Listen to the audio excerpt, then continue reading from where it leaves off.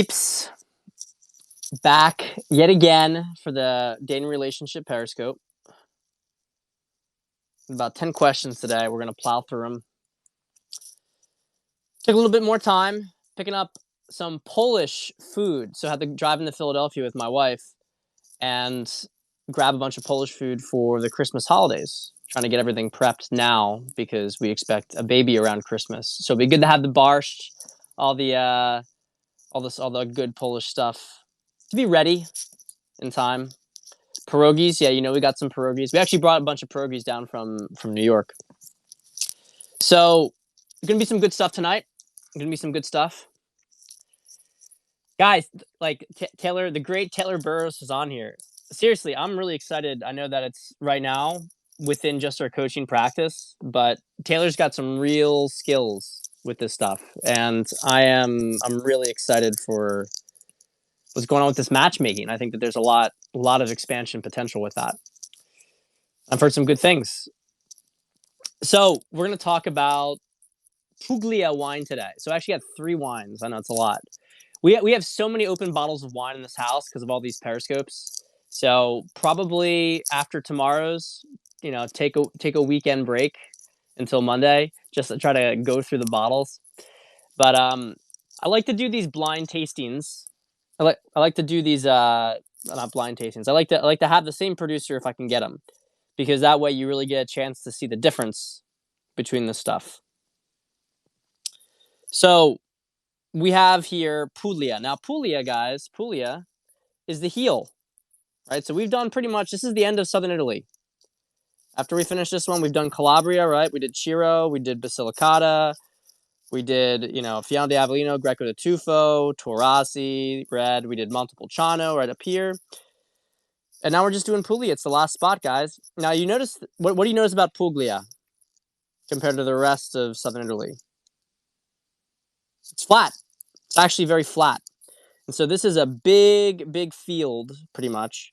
And you can see it gets a little bit more... Okay, I don't really know what's going on here. These areas, you can see there's a lot of various little tiny appellations here. But the truth is, guys, they're just not really that important. Well, the people in Europe don't like it, so I'm sorry. I try to almost never... 5:45 is kind of like as late as I'm going to do it. Usually, I won't ever really do this past 6 because I want everybody to be out of here by 7. Puglia, it's not a special place, guys. There's no elevation. There's no aspect. When I say aspect, I mean, there's no geographical features that affect the wine. It's just flat, and this is a low altitude or latitude. This is hot. It gets very hot here. So the wines are usually made in bulk production, okay? Now, the good news is that means they're cheap. That means they're cheap. Yeah, the property's cheap there too. But this is just miles and miles of fields all over the place. Easy also to harvest. Like, for instance, you do Basilicata over here with Aglianico del Voltore. Okay, well, especially as you get towards the mountainous areas. I mean, that's not easy terrain to deal with. But Puglia, it's all flat. But they're doing a little bit better. They used to do a lot of international varietals like Chardonnay and stuff, but now they're starting to do a lot more locals. So if you see right here, you see we have Fiano. Remember last time we had Fiano di Avellino. Now that's a very high-end Fiano. This is just the grape, same grape Fiano, but much, much more simple. So we're going to get some of that. And then we have Salice Salentino and Brindisi. Now these are pretty similar. They're right next to each other. We got Brindisi right here, formerly known as Brindisium. This is where the Roman Navy used to have their fleet. This is where the Italian fascist Navy used to have their fleet. So Brindisi, right over here. And this is usually a grape called Malvasia Nera. It's a local grape. And then Salice Salentino might also have that, but it's also tends to have another grape called Negro Amaro. But I'm not sure how different the Salice Salentino and the Brindisi are going to be. So let's try these things together. I'm going to put the bottles over here. And let's just see. Let's see how this goes. So first the Fiano.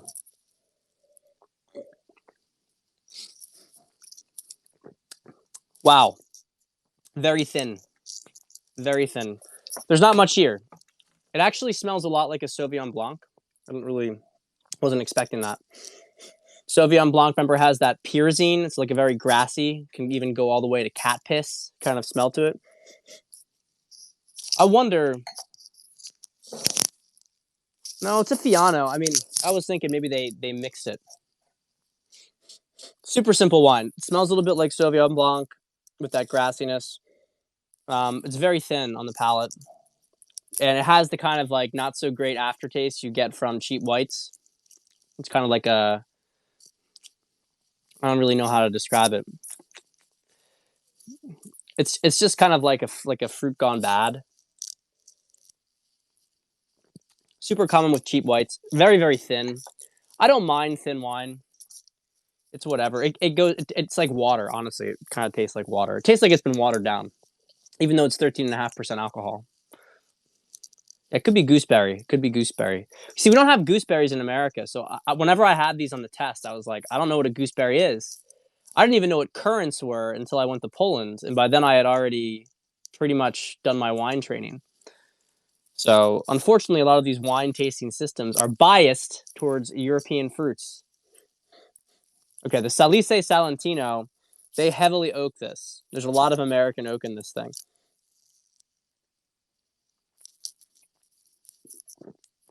Just tastes like coconut because of the oak. Not much else there. You know, after some of these, this is the kind of wines I don't like. By the way, I don't like wines that don't have fruit or any sort of subtlety. I don't like a lack of subtlety in my wine.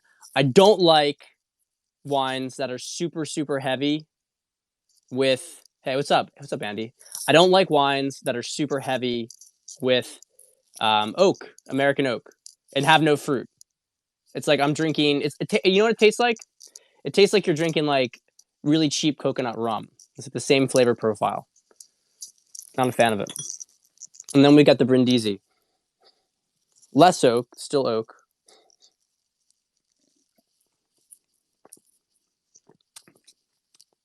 Okay, not a lot of oak on the nose of the Brindisi, on the palate of the Brindisi. There is some, but nothing compared to the Salice Salentino. It's but it's pretty thin and simple. Honestly, guys, Puglia, it's cheap. I mean, these wines were probably, they were all under $12. They were all probably like $10 to $12. And you know, of course, you can have some good stuff, but I'm not impressed. I don't like it very much, especially compared to some of the incredible wines we've been having recently. It's kind of a disappointment. But I'm not saying you guys shouldn't get Puglia. It's just think of it for what it is. These are low price point wines from Italy. They're produced in bulk. Puglia produces so much wine. They use so many grapes. They use most of the grapes for producing vermouth, and they use it as filler. Like it even gets shipped all the way up to not just simply northern Italy, but France. They use it as filler for wines. So it's really a bulk production place. They produce way too much stuff because it's a flat, fertile terrain. So let's get to these questions.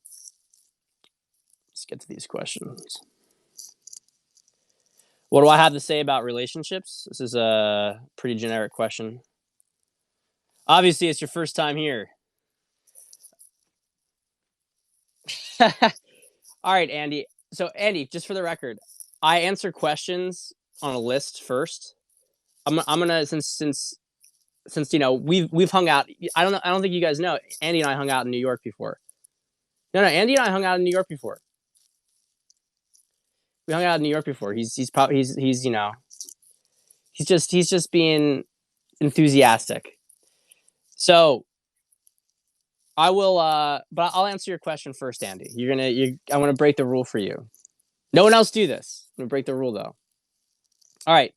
So where do you draw the line between a young G settling down? You have a long term girlfriend and 21, 23s.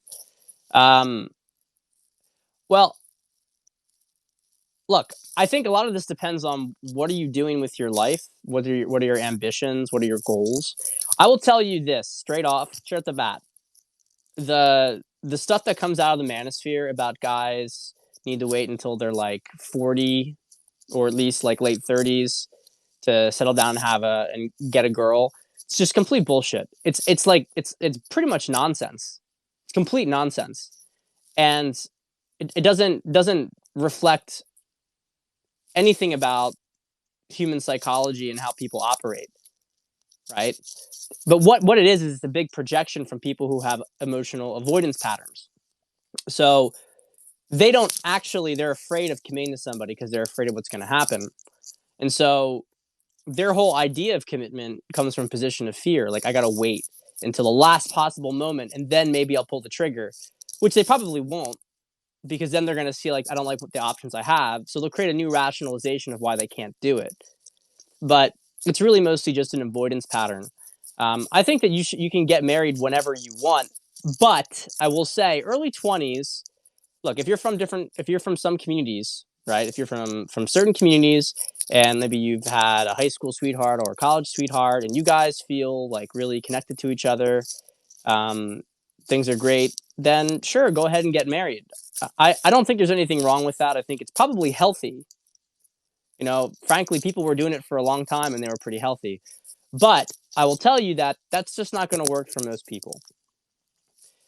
My observation is that in this sort of cognitively advanced age that we're in, the ideal time to get married is in your mid 20s, mid 20s to late 20s. Ideal time to get married. And mid 20s for sure if you're a woman, mid 20s for sure if you're a woman, and maybe like closer to later 20s if you're a guy. Um, with having kids around then. I would say that for the most part, if you're going to get married, you'd have kids right afterwards. For the most part, that's true. The ideal time to have kids is going to be in your late 20s. Um, Certainly for a girl, for a guy, maybe early 30s.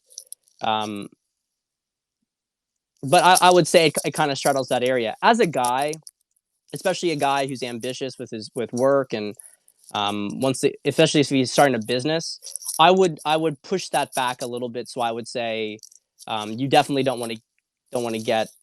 Well, I don't want to say definitely. I don't want to make like blanket statements, but you should be. It's understandable for you to wait a little bit longer to get yourself established, and then you can really discern better. You don't want to get thrown off your path. You also don't want to make sure that you want to make sure that you get the right kind of girl to be with you. But I think that the best time for people to have kids is in their late 20s through early 30s. Um, I see this a lot in Poland. They don't have a lot of kids, but it's not too early, but it's not too late. You're still very young and healthy. You still have a lot of energy, but you got a little bit more maturity to you. I think generally speaking, early 20s, especially for guys just aren't there yet. I mean, a guy doesn't stop growing. Like his brain doesn't stop growing until 25. So I think there's good arguments to be made about holding off. But look, ultimately, um, depends on what you want for your life. It depends on what you want for your life. I don't believe in breaking up with a girl just because necessarily because you heard something on the internet. But I think that you're probably not going to feel the pull to get married at that point. Like getting a girlfriend for sure. A lot of guys will get a girlfriend, but a lot of guys just want to honestly. A lot of guys need to fuck a lot of girls before they understand that it's not what they actually care that much about. So this is like the usual crap. Marriage is a scam. Um, so yeah, I mean, men can certainly excuse me. Men can certainly do a lot older. I mean, they can certainly do older, but there's always trade offs, guys. Like before I go on to the main questions, I want to talk about these trade offs. You're always going to be sacrificing one thing for another. You're always going to be doing that, and don't fall into the delusion that well, if I have kids way later, then things are going to be great. Well, then you're going to miss more of your kids' lives. Your kids are not going to have as much experience with their grandparents. You're going to be more tired. I mean, even if you're in great shape, you're going to be more tired than you'd be in your 20s having kids. No question about that. No question about it. So there's always going to be trade-offs, and I think you have to figure out which ones you want to have. Um, I think that guys can wait longer. I don't think there's anything wrong with that, but generally, guys who make it like an objective to wait longer, it's because they've been hurt at some point, and so then there's like a wall up, and then if they even commit again, they kind of have to be persuaded back into it. Um, because they've just had bad experiences before. I guess the TLDRs, I don't think anybody who doesn't have some, like, nobody, unless they have a little bit of damage, like, nobody really chooses to like find someone who they really love and want to spend their most of their time with as late as possible, right? Like, ideally, if you're gonna want, if you meet, you would want to meet someone. I mean, I would think you would want to meet someone who you love being around and you really enjoyed, having sex with, really enjoyed being with. Um, I would think that you would want to experience that sooner than later. You might be more patient early on because you have other things. Um, but it's like I don't want to meet the person who like really makes my life great until I think there's a lot of assumptions here that within this that's embedded within it, which is that if you get married, then your life is over, or like there's big sacrifices and things suck, and so it's like fine, I'm going to begrudgingly do it. And I don't like those assumptions. I think those are incorrect assumptions, and they make the entire analysis of the choice incorrect. So the next question. You also mentioned you should only date girls who give energy, not take it. How do you spot girls who are givers of energy versus takers? Well, a girl who's a giver of energy. First off, I gotta be honest here. Something about I'm not suggesting that guys make it an objective to go date older women. There's obviously all sorts of biological factors and everything that you got to take into consideration, et cetera, et cetera, et cetera. Don't have to beat that dead horse, but young girls are usually energy takers. It's just the reality of it because they're not very psychologically developed. They haven't done a lot of integration. Older women split in two directions. They either become hags who are completely fucked up and broken, or they integrate and they become radiant and they understand how to generate their own energy, and they look at a guy's energy from a position of appreciation. Like they love having that guy and his energy in their life, and they want to help him to continue to increase it. Now they also have higher standards because they create their own energy, so they're not going to deal with you know a loser. Whereas younger women might tolerate that. They often do tolerate that. But a girl who's a giver of energy versus a taker. Let's give a good example of one of the biggest things that takes energy. Nagging, right? Nagging's a great sign. So if she's a neurotic girl, she's taking energy.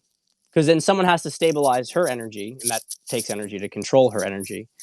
Um, if she complains, she's taking energy. So basically, girls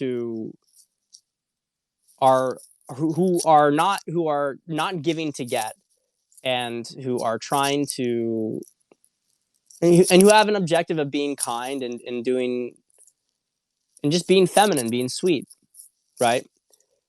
Doesn't mean that she doesn't have needs, and doesn't, as a guy, you need to consider that. Otherwise, he's going to, flip the other direction, right? She's not going to be happy.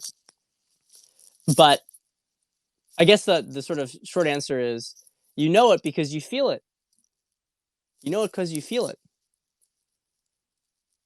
There's some girls who it's just like, I cannot imagine that guys have ended up with these women. I just cannot imagine it. I can't imagine it because they are in a constant state of just sucking the life out of these guys. But I don't think the guys really even understand their own energy. They're so used to having it just dissipate, they don't even like realize what they're losing from the situation. So, next question. Hey Pat, question for today's dating discussion. I tutored a girl 3 years ago and lost touch when she graduated. When my marriage ended 2 years ago, I contacted her and told her that, but she was reluctant to talk to me further since she knew my ex wife a bit. I saw her again 3 months ago by accident, and she asked me about my situation, and I told her I am hooking up with girls. I lied. She did not seem to like it and told me sarcastically I should add that to my resume. I texted her twice after that and tried to meet, but she never answered. Last night, out of the blue, she texted me and wants to meet. Is this a sign? Is this a sign for a potential hookup? So after Cecilia, I never dated anybody in the U.S. My ex-wife was the first girl I met, and we married in another place, other country. Okay, that's a good question. Um, so this is a good example of. Oh, is the mic hitting my beard still? Sorry about that. Fix this. You guys probably said that a while ago. So this is a good question, and I think it gives a lot of indication of um, the interplay of desire and comfort and the calibration requirements in game.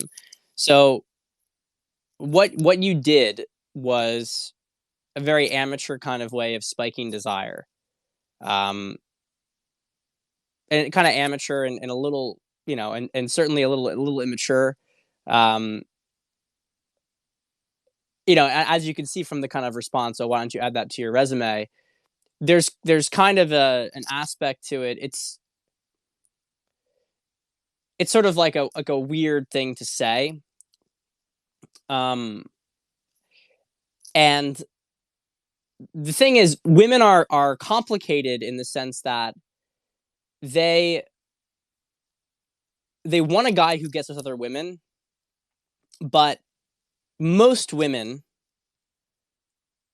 also don't want that, right? So it's like they want it. It creates desire in them for the guy. It creates a desire in the sense that this guy is desirable if other women want him. And this especially works on women who have low self-esteem because it's a fear thing, guys. This is a way to put it. Like let's put it in the terminology of levels of consciousness. If you're fucking other girls, then the girl can think to herself that she's gonna lose you. She's gonna lose a guy who's valuable because other girls want it. So she's not really even thinking about you. She's just thinking about the fact that other people. It's like a Black Friday kind of scramble or whatever. Somebody grabs one thing. People just grab shit because other people are trying to grab it. They don't even want it themselves. And this happens to girls when they hear that you're fucking all sorts of other girls if they're lower consciousness. It creates like a biological trigger for them. Now, the higher consciousness they are, this is going to seem pretty absurd because what they want is they want someone who they're going to be able to connect with. They want somebody who they're going to feel is not sort of I guess you could say to a certain extent, like spoiling himself. They're gonna find especially when you phrase it like that, they're gonna find your actions to be sort of off-putting. So what is going on with this stuff? So she never answered. She pushed it off. Does she want to hook up? Is it potential hookup? It's possible. Yeah. I mean, obviously, as she was as she was spaced away from you, that desire started to seep in, and she was thinking like, well, this guy kind of likes me, and this guy's kind of interested in me, and maybe he's hot, and because other girls seem to like him, and so it may end up you may end up being able to pull it off. But here's the thing: I would strongly recommend you not go so crass with that stuff. I'm not saying you don't be like cocky, but a real player is not going to be so overt about that. It's going to be like implicit, right? It's going to be implicit, and you don't want to cash. How do I put this? There's I was trying to use the expression you don't want to write checks you can't cash. But the big thing here is really just she. It's kind of a difficult situation because now it's like, well, how does she picture you? Is she looking at you just for a hookup potential? So here's how I would play it. Let's speak practically here. Here's how I would play it. I would continue to be I would continue to be um, confident and cocky, teaser and everything. But I wouldn't go so far with it that you stop being real. I would focus on trying to direct your, you know, I don't want to give you stuff that's too advanced to implement, but it's delicate. It's delicate. She is because you don't want to. It's really delicate.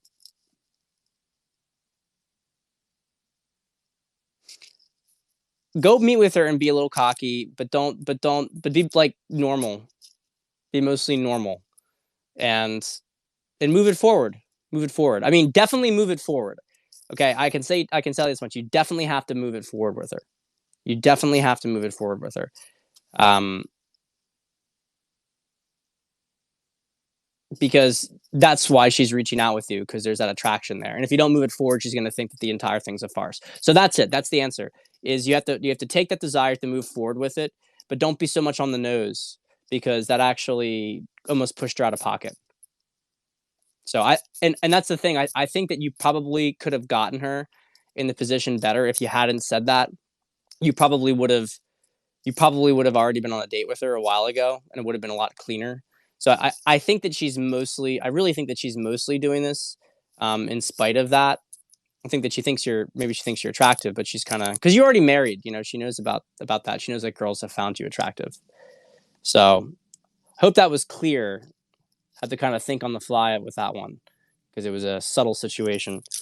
All right. Hey, Pat, love the content. Quick question. I have felt very close and connected to my girlfriend.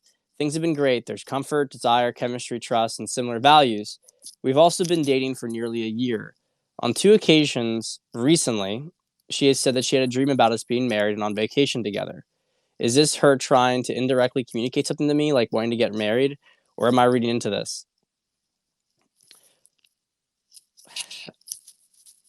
You know, I want to be nice, because this is like a very common thing, and it's amazing to me.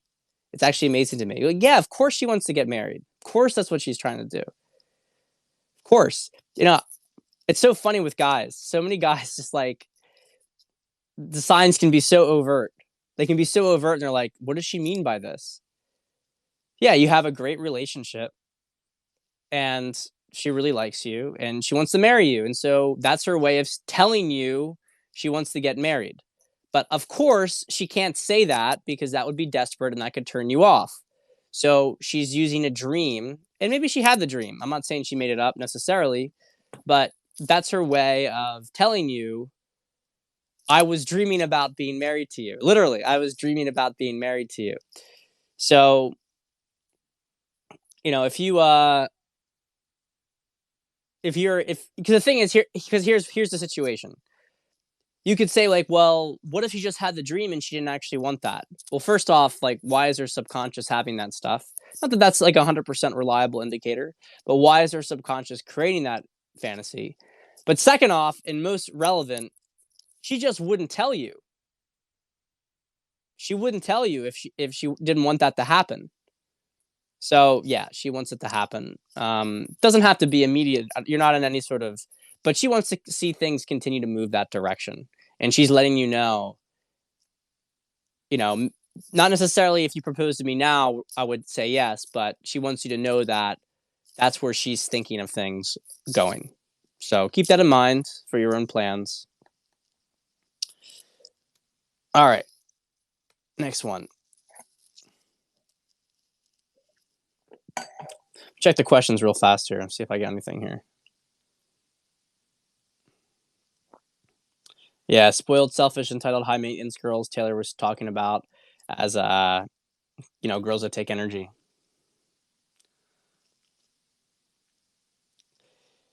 Yeah, overselling. Yeah, dread is definitely overselling. Dread is definitely overselling in most situations. Dread works. You want to have like some passive dread, guys. Passive dread is great. Passive dread is just being high value, right? I think the more you have to do active, like, let me give you an analogy of what dread game is. Dread game is your relationship is dying and, it flatlines. The desire flatlines. And so you got to take I forgot the name, but the shock things, right? And you gotta zap them, right? Like that's what dread is.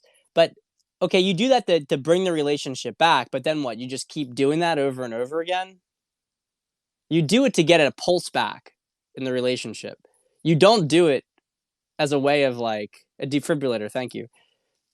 You don't do that as a way of like in a high and the higher consciousness the girl you're with, the higher consciousness the girl you're with, you're not the less that's going to work. But her demands are going to be different than that, right? Because not being a desirable man is a is a three-dimensional thing, right? Not having any of the fundamentals of attraction together. It's a 3D problem. No, Ben, you said it. You said like 3 times. Defibrillator. Yeah, you're right. Defibrillator. You don't have to keep saying it. Or defib something later. Yeah. So no, it's defibrillator. You got it right the first time. It is defibrillator. I just forgot it, but I know what it is. Thank you. You don't have to check it. You can check it if you want to. Ben's been drinking. Yeah, well, can't judge, right? Can't judge. So, how do you distinguish between authentic red flags and just something you need to be patient with? And is this just part of getting to know someone new? So I like the question because it is a context question, though. It's a context question, though. Ben, I know you're drinking some tequila. You're always drinking tequila. That's your jam. Tequila is your thing. So everybody has damage, guys. Everybody has damage. You are not going to meet a girl who has no problems. And if you want a girl who has no problems, then guess what? You have problems. Right? You have problems. Because if you want a girl who has no problems, then what we have going on here is that you're trying to project onto you're trying to project this sort of perfection onto somebody else because that gives you good reason to not actually date them. I see this a lot with clients, is that you got guys who won't approach girls, won't go out and meet girls because the girls aren't in their league, right? Girls need to be hotter. It's like, okay, I understand. You shouldn't, just simply approach girls who don't turn you on. You want to obviously approach girls that turn you on. But here's the thing: if it's a matter of standards, you'd be out approaching girls. You'd be like, this girl is not really doing it for me. And then some girl would. But if you're not dating any girls, and the thing is, well, they're just not attractive enough, then it's because you're not actually putting any effort in, and you're giving yourself an excuse not to do it. And so that's a common thing with these red flags, right? It's a common thing with guys who obsess upon the red flag situation. The really serious red flags, I talk about this stuff in my masterclass at length. I have a whole module on it. But the big thing here, there are borderlines, an irreconcilable red flag. I don't think that it's possible for. I'm gonna make like a statement that I have not seen. I haven't released it yet. Just a real thing on the masterclass. I haven't added the new videos yet because it's getting put together from my copywriter, and also, and this is completely on me. I mean, I just have to be honest with you guys. It's nothing to do with the videographer. He's done a great job. I just have to go through the videos. I have to write notes for the sales page, and I also have to just check for little tiny technical things. I have to make sure all the videos are where I want them to be. And I've only gone through half of them. And the truth is that two things. First off, I'm in the process of moving, and not simply moving. It's like I'm moving out of New York, but I'm also moving to Poland. And so I have to deal with all that sort of logistic stuff.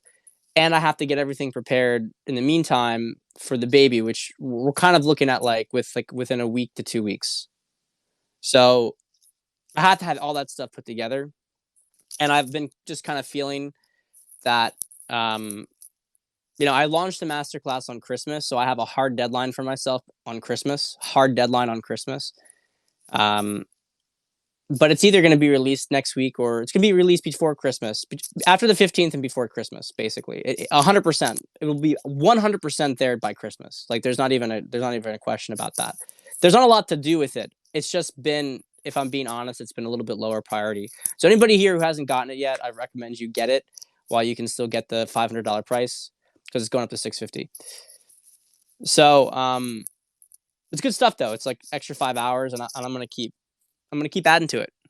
I'm gonna keep adding to it as time goes on. I learn more. Um, so a lot of relationships are about finding someone's problems that you can deal with, right? Find someone's problems you can deal with. I think borderline girls um, are universally bad. I don't think I've ever seen anybody have a happy relationship with a borderline girl ever. They've never had a happy relationship with a borderline girl. I will say this about borderline girls, though, is that borderline girls, I think, are demon possessed, but they are great teachers. If you can survive them, they'll teach you a lot. They will teach you a lot about women. I think it's kind of a rite of passage. I was with a I was with a borderline girl, although she was like borderline. Just, I only say borderline because I've heard a lot worse. I have dated a borderline girl. I have, and she was the most evil person in the world. But I didn't get into a relationship with her. That's a crazy story. That's a crazy story. Maybe I'll tell it sometime. Uh, but yeah, an authentic red flag is something that's just structurally, yeah, sociopath too. I kind of lump them together, even though I know there's technical differences.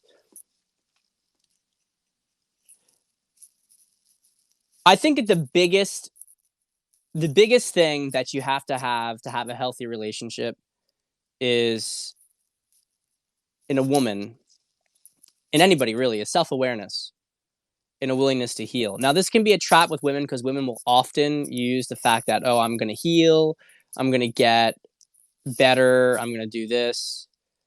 I didn't get the fake cancer story. I've heard that one a lot though. Fake pregnancy, fake cancer. It's incredible. It's incredible, these kind of things that they'll do. They're very malicious. They're very malicious people. But just lost my train of thought here for a second. Self-awareness. Self-awareness is so important.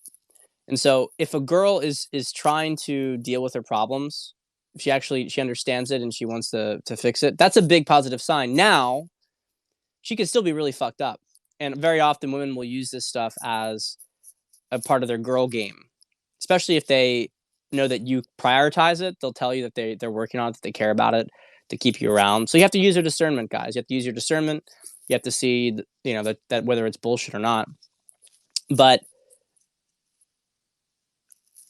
I think that the red flags that are really critical are the ones that involve other men and cheating, because I don't think that you can't have a relationship when you have that stuff. So, for instance, she's talking to other guys. She's on dating apps when you're in the relationship together. She's cheated on exes before multiple times. I mean, there's really a big list. But I think it's easier to say which ones are not as big of a deal. Um, I don't think that you can automatically dismiss a girl because her parents divorced. I don't think you can do that. I think that it's a flag, but I don't think it's an auto reject, because that's just too complicated of a situation. How did they divorce? What's her relationship with her father now? How much work has she done? How resilient is her psyche? Some women like process that relatively well. Some women process that relatively well. I mean, it causes damage, but they'll be able to be honest, like, yeah, I didn't, what happened? My father cheated on my mother and he left. And, I was very bitter at him for a while. We reconciled recently. We talked through it. Those are all positive things. I mean, she is going to have residual damage. She will take care of residual. She will have residual damage, and you'll have to probably deal with that in the relationship. But that's a manageable thing. And if you guys feel called to do the work together, so to speak, then that's okay. You're not going to escape women with damage. A woman has some anxious patterns. It's pretty common. You're not gonna, so a lot of it is what can you deal with. And as Ben said, I think another really big red flag is how they treat themselves physically. Now, there's a lot of hot girls who treat themselves like crap mentally and everything, and they're maybe coasting on their looks. But we had a guy in our client group recently talking about this girl he connected with well, but she was out of shape, didn't really take care of herself. Doesn't work. Can't be with him. Well, first off, because you're not attracted, but there's also the sense that the situation's not going to improve. So that's why self-awareness and acknowledging is a really important thing. If you can do that, if a woman can do that, then there's hope. There's hope, and you guys can have constructive communication. Like I can say within my relationship that prior to us having that, I mean, we had a very we had a, I wouldn't say we had just no. I think it's probably fair to say we had a fairly average relationship. But I think the difference is that our relationship was able to transform into a very, very high level relationship because of the awareness that initially I brought to it. Being honest, I was doing the work and I was trying to figure it out. But also now, I mean, she's an equal participant in that. And there's been times in our relationship that she's been very good about calling me out. And I just want to make a little addendum on that. As a guy, you have to differentiate between when a woman is manipulating you by saying things to you to try to, out of her ego, to try to gain some sort of, because she won't deal with her crap, so she projects it. You have to differentiate between that and between when a woman is actually calling you out on bullshit. That is a really important thing to differentiate. And you have to be honest with yourself in order to do it. And a lot of the ego stuff that the manosphere teaches us, they teach us to, not take shit from women. And that's good. You shouldn't take shit from women when a woman is giving you shit because of her own bullshit. Yeah, you throw that right back in her face. You don't tolerate that for a second. But if a woman is calling you out on like, okay, you're being genuinely lazy or you're not showing up. The thing is, they notice very along for a while, and a lot of women actually are more patient than we give them credit. I've seen this a lot with clients, and they'll, and they'll just kind of sit there and it'll seep in little by little by little, and they'll notice you not doing stuff, and they get angry. They don't say anything, and then finally it erupts, and then you're like, "How dare you talk to me that way?" But it's like, actually, she's probably right. I was off the wagon a little bit. Now, if you're really like on point as a husband and leader, father, whatever, much less likely to be happening. And you're going to find yourself in much more of an aligned situation where if she says anything, it's more about her. But you got to differentiate between those two things. When a woman giving you crap when you deserve it is actually a sign of a high quality woman, because she demands more from you, like more of your best self. She demands your full self, your full presence, your full power. She doesn't want this half-ass bullshit. She doesn't want it. It's not a matter of necessarily transactionality. It's a matter of just simply her demanding you be the man that you are capable of being. That's a good woman, not a bad woman. So let's see. We got one, two, three, we got 5 more questions, but they're short, so we'll plow through them. Okay. How do you differentiate between authentic? Oh, I just did that one. So we got. No, we still got 5 questions. How do how do I get over my oneitis of 4 years? I don't want to just manage it.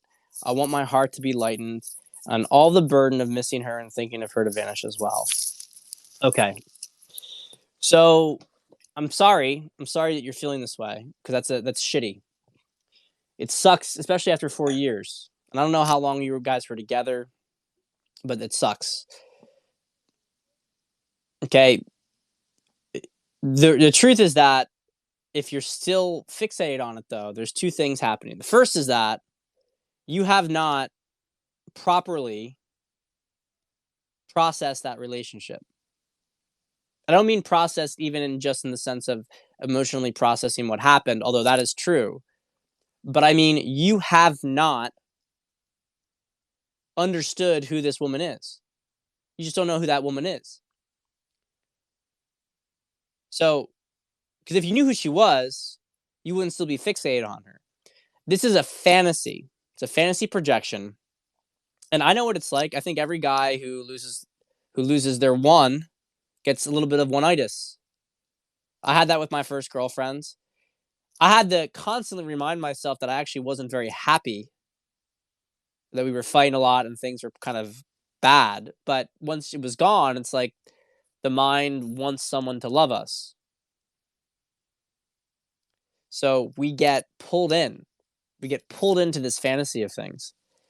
And it's bullshit. It's bullshit. You're actually like, wait a minute, she was actually pretty stupid and boring, and the sex wasn't that great. And I mean, I'm not saying all these things applied, but I have, I've had clients, and very often they'll have been in relationships with women who have been incredibly abusive, taking their money, treat them like shit all the time, and they'll still have this nostalgia. And you have to take ownership for the fact that you have a completely distorted view of what's going on with the woman, but also that there's some deeper issues here. And um, I mean, the pitch, you should probably work with somebody. You should probably work with someone to help process that and reframe things, so you understand what the deal was. And then there's the second piece, which also connects to the coach as well. But you need to get back out there. You get back out there and start doing shit again. Start dating other women. I'm all about grieving process. 4 years is plenty, though. 4 years is plenty. So if you don't create new memories, you fixate on old memories. Your mind has to be directed towards something. And while I don't think that it's good to not process things and distract yourself, because you will eventually have to go back and process. Once you process, you do need to rewire things. You do need to do more things with your life. You need to date more women. So it's the processing and it's taking more action. And, message me if you want. We can talk about it. All right. Let's see here. A couple more questions. Hi, Pat. My question is about getting to know someone you're interested in when you struggle with holding conversations. Getting someone you're interested in when you struggle with holding conversations. What do you lead with? How do you hold her attention with no extra effort? Also, is it a bad thing if a new interest physically reminds you of an old flame? Okay, we'll tackle the first one. When you struggle to hold conversations, how do you get to know someone? Well, there's holding space, right? There's tension with eye contact that you can do, and you can slow things down. You don't have to be this like life of the party person. But what I can say also is that a lot of people think holding conversations is about entertaining.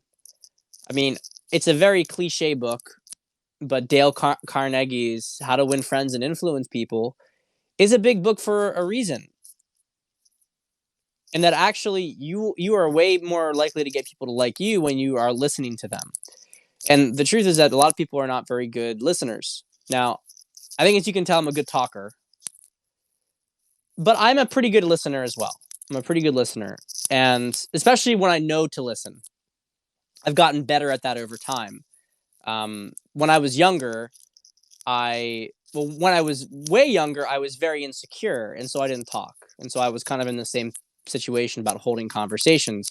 But I felt like I had to go be the life of the party, so I learned how to go and talk more. But asking good questions is a big thing. Yeah, asking good questions and being really interested is huge.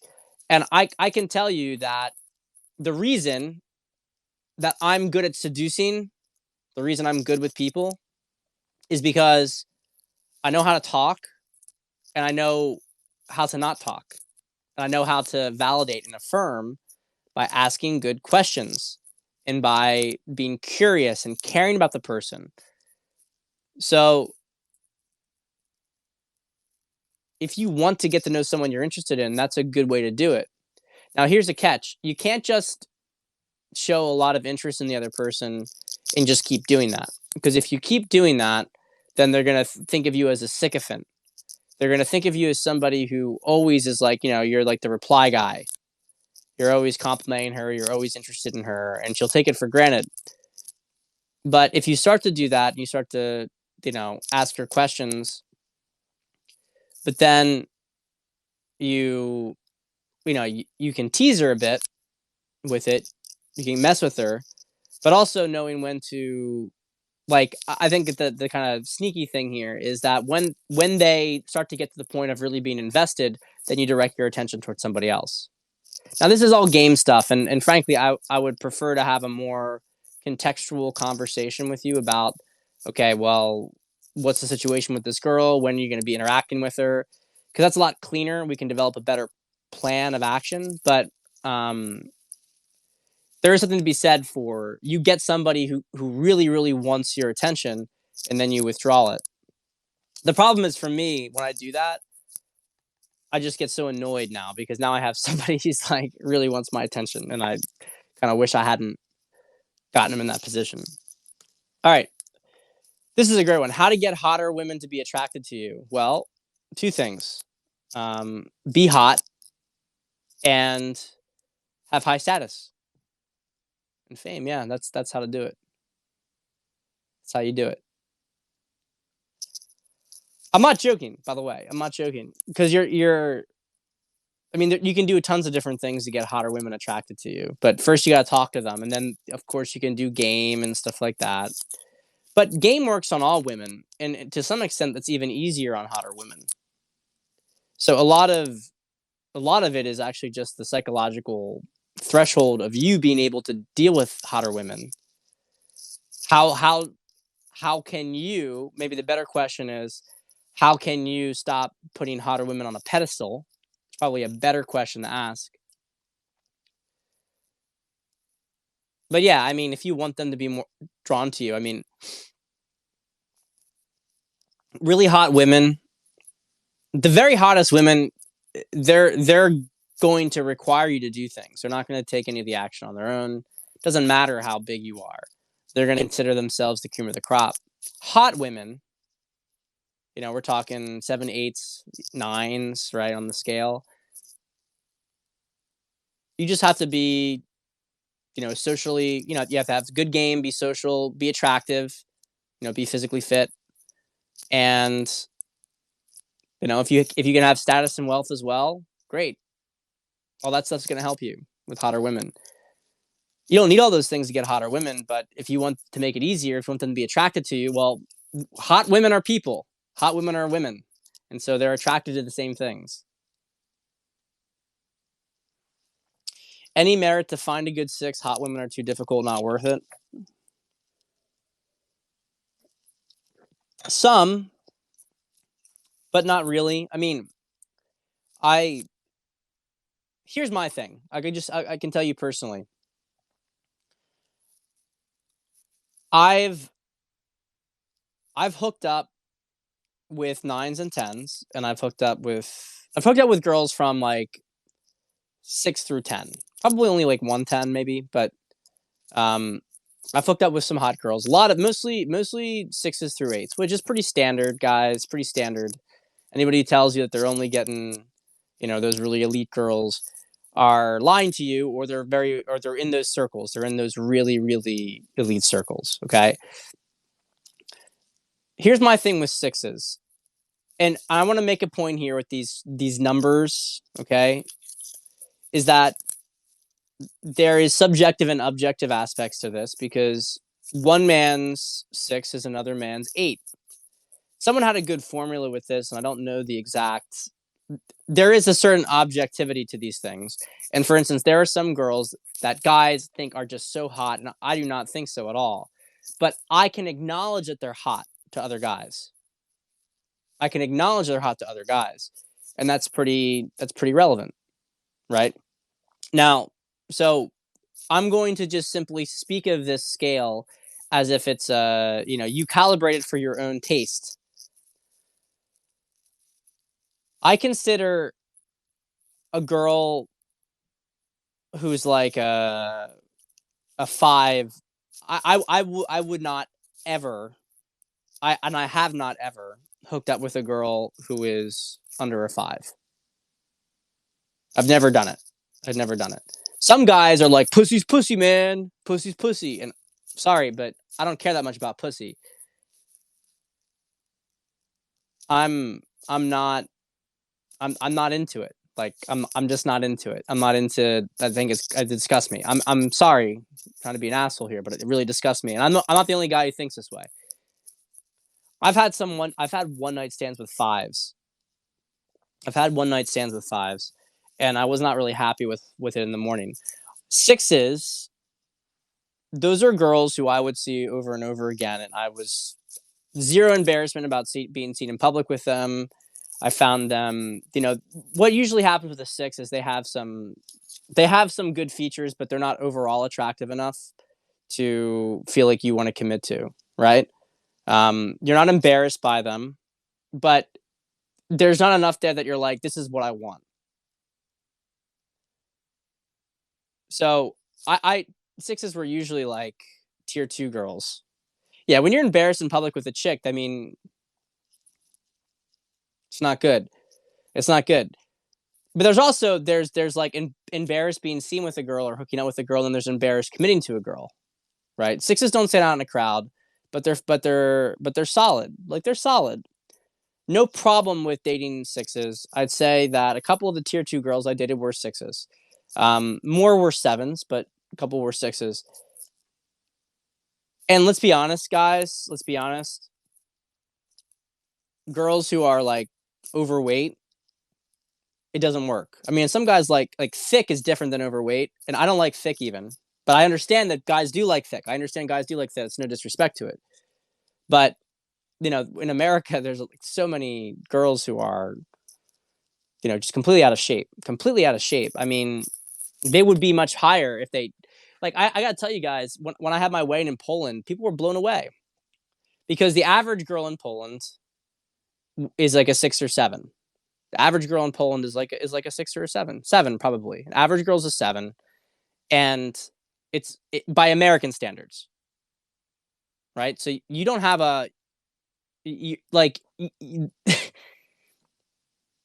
most guys are going to get a pretty girl. They're going to get a cute girl. They're not going to get a girl who they feel embarrassed by. Now, I'll say with my girlfriends, all my girlfriends have been, in my perspectives, I would say between 7.5 and 8.5, probably between there. They've all been on that scale, and they've had different traits that made them. And I've only had 3 girlfriends, right, including my wife. So, what was even the point of this? Where do we go with this question? Where did it come from? I actually forgot where we started here. Oh yeah, so merit to find a good 6. Women are too difficult, not worth it. So I would say not to a 6, because a 6, in my perspective, a 6 is it's too low. You're not excited enough about it. I would say that 9s and 10s are overrated from that perspective. Now, at this point, I don't care as much about the competition, although there's no question you get competition. There's no question you get competition. But if you have even, I mean, my wife would get hit on all the time going out, and I'd go to the bar to get drinks, and then there'd be guys trying to hook up with her. I mean, so it's just like a normal thing. So I don't mind the competition so much. It's kind of a compliment as far as I'm concerned. But um, the idea of trying to max out, here's how I'll put it: physical attractiveness is a threshold issue. And there's a certain threshold where you're like, this girl's hot and I want to fuck her regularly and I feel like good about myself being seen with her as a guy, right? It's like it reflects positively on me and I'm also attracted to her. And then once that threshold's hit, then it's all the other traits that take precedence. So for a girl, she literally has to just get over the threshold, and then she can easily take down a 10. Like a seven or an 8 can take down a 10 if they cross the threshold. But they have to cross the threshold. That's the thing. They have to cross the threshold because that's what matters. That's what matters, because if a 9 or a 10 is making you miserable, but a 7 or an 8 isn't, but you're turned on by both of them. You just know that the 9 or 10's a little bit more attractive, and she gets more attention. And I mean, I think a lot of guys are going to choose that. So I do think that there's some wisdom to it, in the sense that looks are important, but let's not make them more important than they are. Let's not, once we get to that threshold, let's not overemphasize. That's what I would say with it. So, last two questions. A little irony here. Hi, bro. How can I stop feeling nervous on first dates? I have to. I keep having to drink alcohol to ease my nerves. Yeah, I mean, I did that too much when I was out too. I think it's a very common thing for guys who get involved with dating stuff, pickup stuff. Um, you're feeling nervous because you don't know how to deal with tension.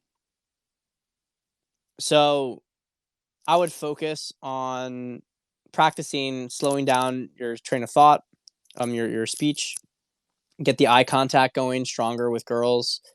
Um, be willing to get a little bit weird, be willing to get a little bit awkward. Read Nick Sparks' book, As You Are, very good on this stuff. It's called As You Are.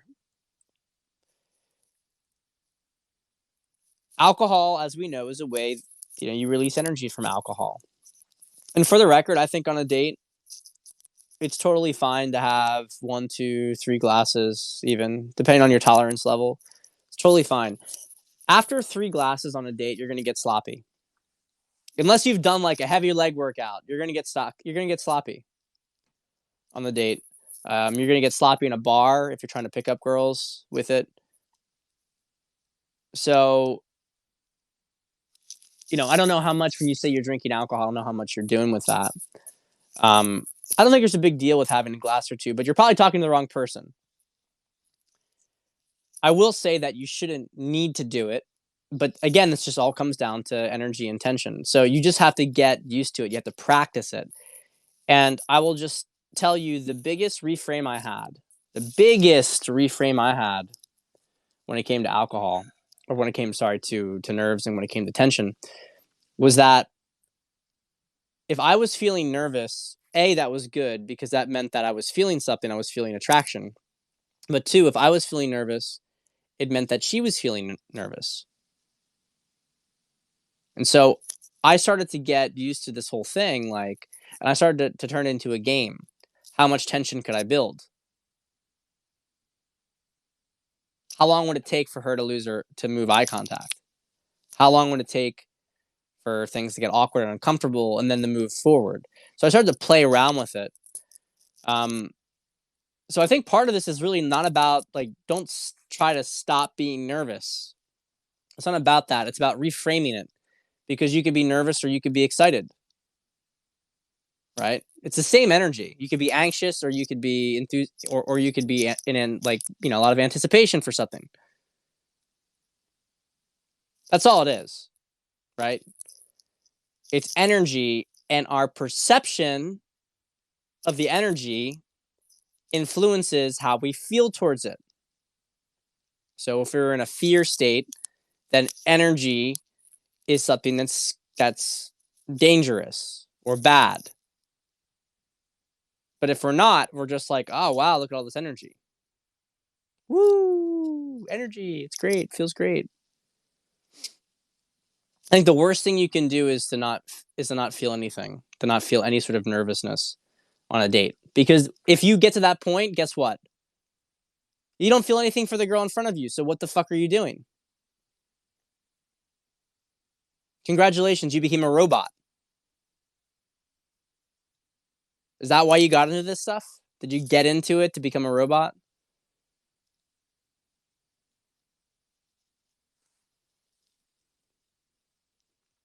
Keep going down here.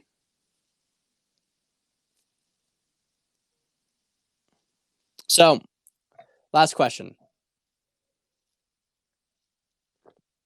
Here's my dating question. I'm a white Republican middle class man in a relationship with a black Democrat upper class woman. Can that work? We love each other and both share the same Christian faith. Um, well, if you guys recall, and actually there's a video on this in the masterclass. I talk about this in much more detail than I'm going to go into right now. The updated masterclass. Updated masterclass. The short answer is that yeah, there's trouble, but to be honest, I have to say that if at this point you guys are doing okay, like I'm gonna get meta here, okay? You say this is our relationship. Can it work? We love each other and both share the same Christian faith. Well, I mean, maybe there's more to the story, but from the way you're describing it, it sounds like it's working. And it sounds like you're second guessing it because you feel like maybe it shouldn't work or it couldn't work. And if it's working, I mean, it sounds like you guys respect each other. If there's a derangement sort of dynamic, which I have to be honest, often happens with these kind of situations. I've seen and I've worked with guys who have been in these kind of dynamics, and the black woman's not really she's kind of interested, but then she kind of gets there's some programming stuff that affects things for her. But here's the thing: it sounds like you guys are doing fine. Maybe you disagree about some stuff, but um, if she's not considering you the demon or whatever, and you guys are happy together and you share, I mean, the Christian faith is a huge thing. Having the same faith in God, I don't think that you should overthink it, man. You're welcome to write me with more details and more things about this relationship. You're welcome to do it. But I mean, if you guys are happy, don't ask me if it's okay. Don't ask me if it's okay. If you guys are fighting all the time, then maybe not. But yeah, lead with your heart. Let's not focus on the labels here. It's not really about views anyway. It's about dissonance versus resonance. And there's some degree of the labels pulling us into one of these or the other. But ultimately, this is not there's degrees of it, right? A lot of my family has different views than me. First of all, people can have views, but what's the most important thing? If she's a Democrat and you're a Republican, but what you care most about is that you go to the same church and you have the same values, and so what? I mean, probably it's not that big of a deal because your God is God. But if your God is like some party politic, then you're probably fucked. But it doesn't sound like that. It's a situation. So guys, that's it for today's Periscope. We got COVID Cabal tomorrow, and then absent some big shit going on, probably gonna take Saturday or Sunday off, either or both off. Definitely gonna be back Monday. Gonna be very interesting to see what's ahead. but we'll do dating relationship periscope at some point before my baby. I think we'll get one more in probably before my kid. At least one more in before my kid. So if I have to cancel, you guys got to accept that. I'm sure you will. All right. I love you guys. I'll see you.